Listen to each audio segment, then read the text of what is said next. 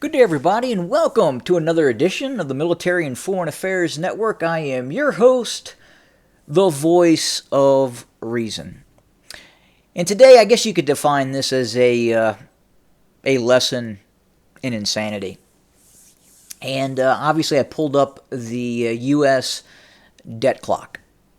The U.S. national debt right now, if you look in the top left-hand corner, U.S. national debt, $33 trillion, $677 billion.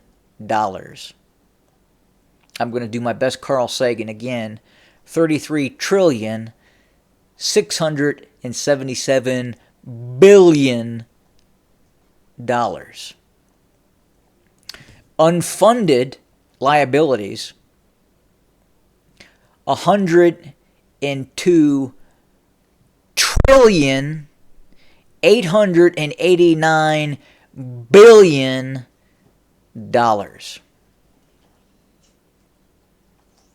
That is astronomical, to say the least.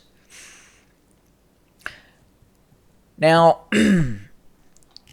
my understanding now is that if we were to go back to, say, 1870,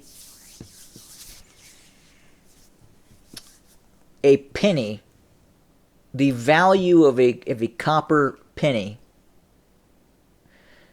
back in 1870, maybe even further, exceeds the present value of $1 US.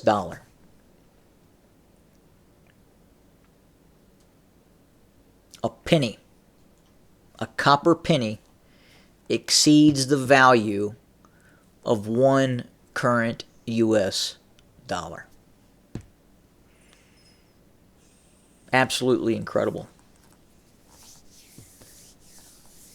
So where does this end? Where does this eventually end? Well, it will eventually end with a currency change. This is not sustainable. If you look at history and you go back 3,000 years before Christ to essentially 1,964 years after Christ, so 4,000 years, man has used silver, gold, copper, a mixture of all three, as money. It has only been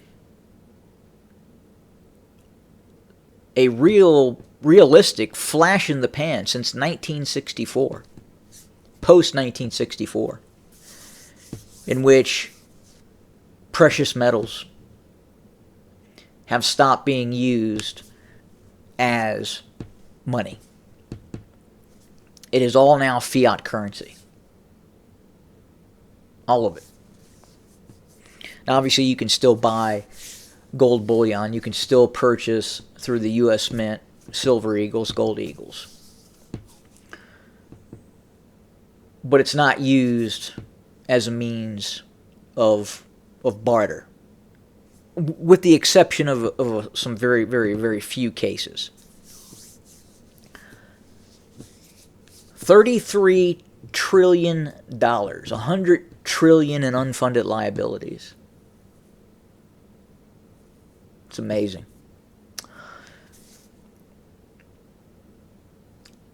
But again, the real number that I think humanity should look at is how long we have used fiat currencies in its present system. I understand they used fiat currencies and debasement occurred throughout history, but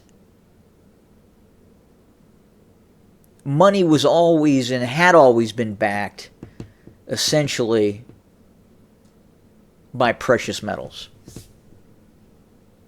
by something that was worth something, that was finite. It was not infinite. And what we have done here with the US dollar now is infinite. And at some point, and I don't know when that point is going to be, it could be a year from now, it could be 100 years from now. But at some point, we are going to reach a precipice. We are going to reach a point of no return in which no amount of fiat currency will buy any amount of gold or silver or platinum or copper. We will reach that point with the US dollar. It is absolutely going to happen outside of some sort of currency reset and new currency that takes shape backed by something tangible.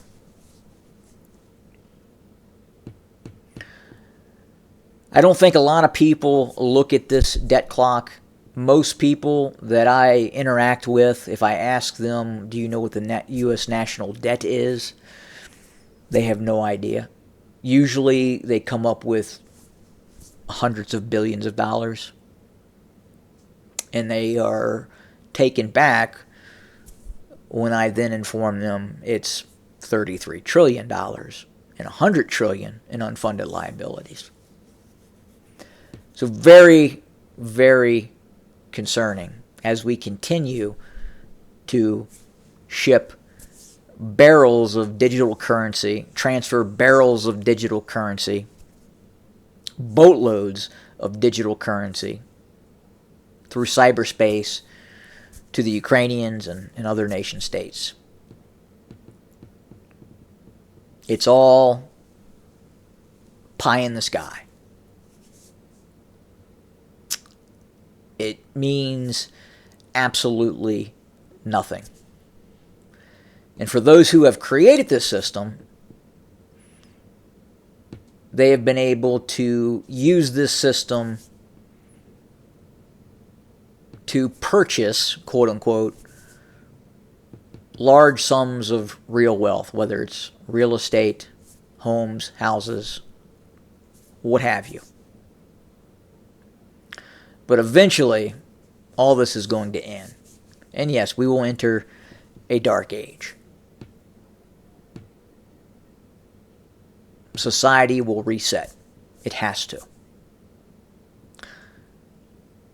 Again, just a few dozen years out of 4,000 years of using precious metals as a means of barter.